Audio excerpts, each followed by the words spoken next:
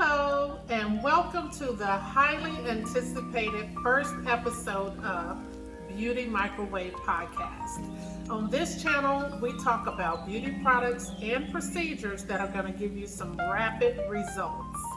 I am your host, Shay Gibson.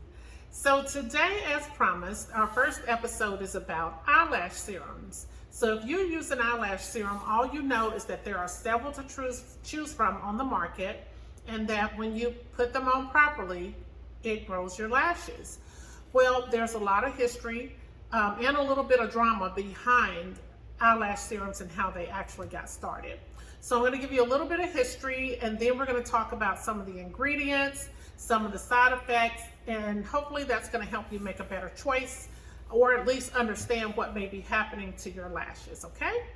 Now, I was lucky enough to be in this industry pretty early on, so I remember everything that I'm talking about. It was all hearsay in the beauty industry. And, the beauty industry is kind of dramatic, and there is a lot of competition among beauty technicians, but there's also competition around these big companies that are producing these products and making millions and billions of dollars. Think about it. Where there's money, there's drama. So let me just start with who was first. Now, someone can correct me if I'm wrong, but the first big person on the market with an eyelash serum was Jan Marini, and that was in 2006, if I'm not mistaken. Let me check my notes here.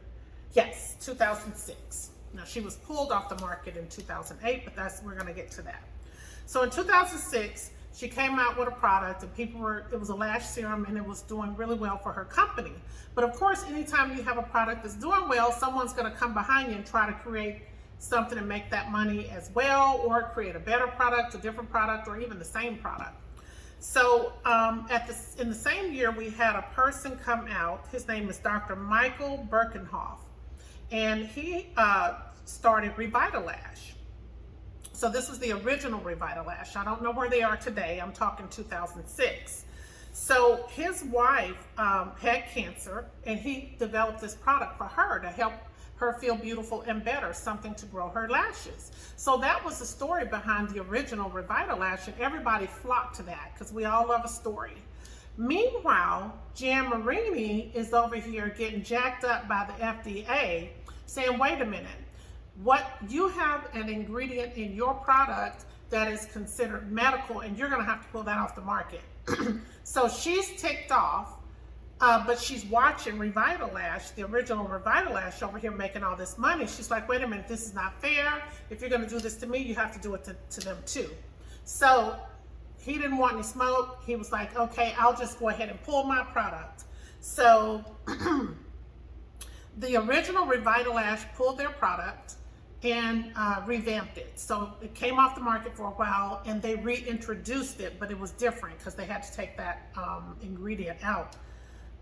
So keep going down the line. And so again, Revitalash left and came back, and there was a difference in the product from the original version. Okay, next we have someone called Dr. Wasserman, and he came out with Eyelash.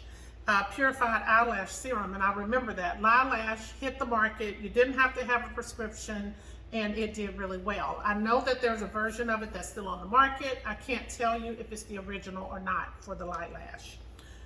So now, 2007 came Lash Boost by Rodan and Fields, and that is a company that I subscribe to, and I also sell their product.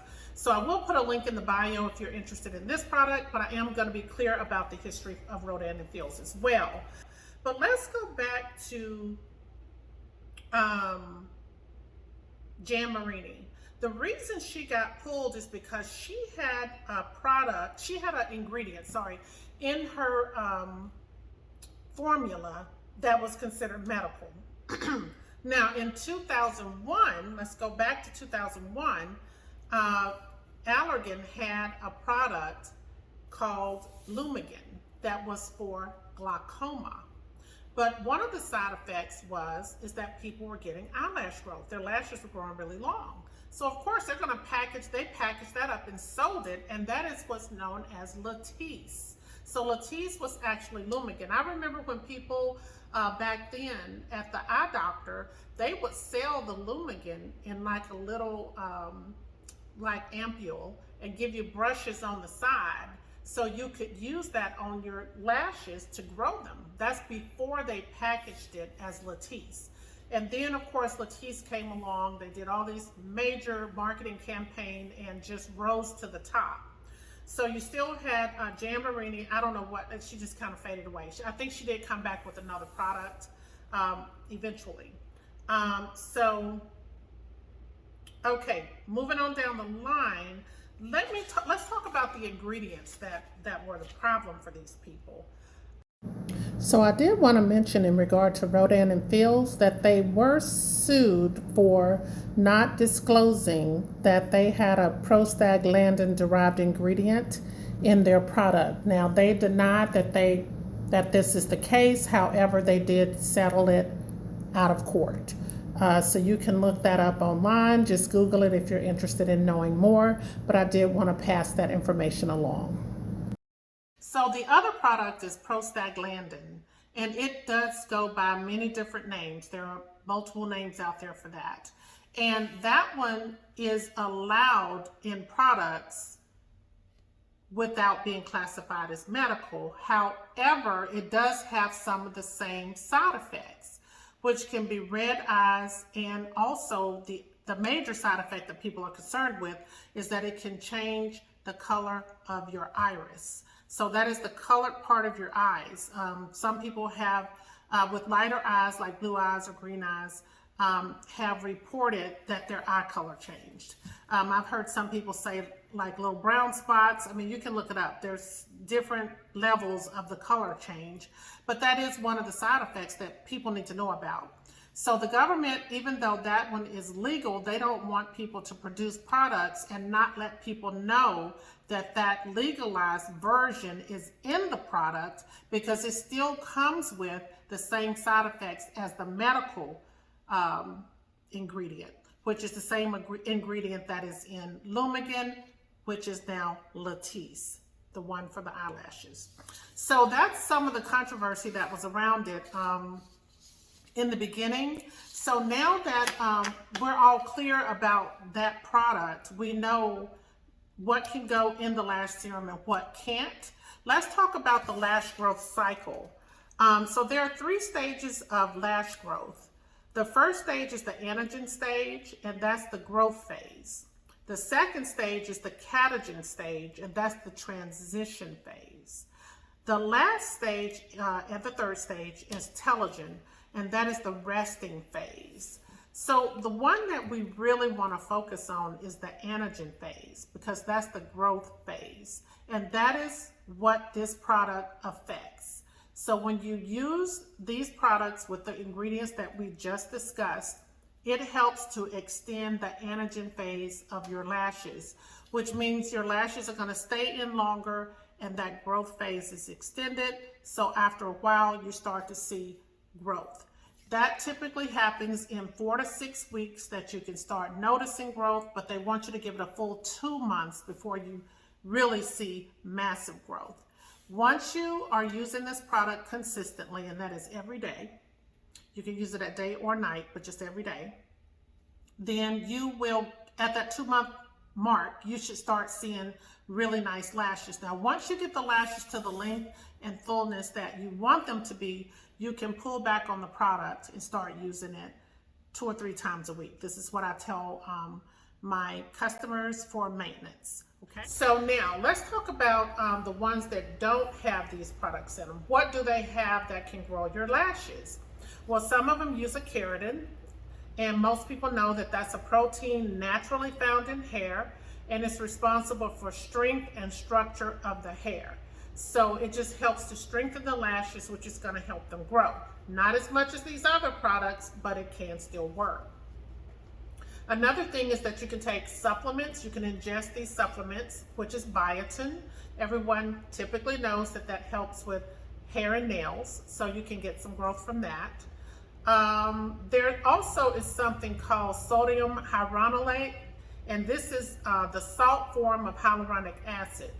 And so that helps retain moisture. And a lot of times the lashes are dry and brittle. And when they're dry and brittle, of course, they're not going to grow. They're going to break before they can really get through the growth process. But with this sodium hyaluronate, some of these words are hard to pronounce, the molecules are smaller, so it can penetrate deeper into the skin. And that's why people put that in their products. So it is a smaller molecule. It can penetrate deeper into the skin than just the regular hyaluronic acid. And then it helps promote growth because it increases the moisture.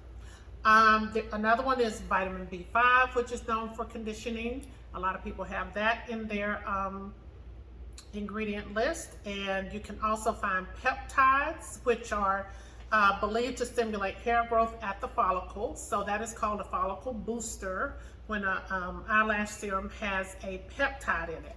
And then some people just ingest vitamins to promote healthy lashes. So as you all know, I am in the industry. I do lashes, brows, skincare, permanent makeup, the whole nine. I own beauty studios, and I have been an instructor for many different procedures. So having a studio, I do talk to my customers about these products. So one of the reasons that I started this channel is that I'm already doing this in my everyday life. I felt like if it was that many people that wanted to hear these things, I might as well start doing consumer education to educate more people that want to hear these things.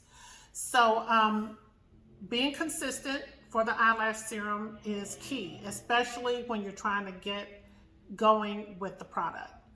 I do recommend this for my people that wear eyelash extensions. I just let them know that after about 4 or 5 weeks, they're going to go through a mass shedding. And then after that, it kind of gets on track, because when that product is trying to work, it's going to push those lashes off. And it's just a point, I've seen it every time, where they just have like a mass shedding and you're like, oh my God, what happened to my lashes? Well, nothing happened to the lashes. They're just going through the phase because you're now using a product that is extending that anagen stage or the growth stage. So that's how I feel about people wearing lash extensions and using the serum. I think it's a plus, because if you ever stop wearing the lash extensions, then you will have healthy lashes underneath, okay? So I hope you all understand the 3 stages and a little bit about the products. And actually, that's a segue into next week's episode. We're going to talk about lash extensions, all things lash extensions, the different types of lash extensions, the application process, side effects, allergies, reactions, all you want to know about lash extensions. So I hope you enjoyed the first episode of Beauty Microwave Podcast, and it was my pleasure to deliver this information to you. Be sure to tell all your friends to join this channel, because I do have a lot of really cool experts that I want to have on. I don't want to just do this by myself. And I'm telling you, it's some really good stuff, because not only are we going to talk about things that you can go get done from an esthetician or just beauty products, we're going to be talking about plastic surgery, BBLs, liposuction, some that you've never heard of. I have a couple that I bet you never heard of, but you'll probably want. Thank you for tuning in.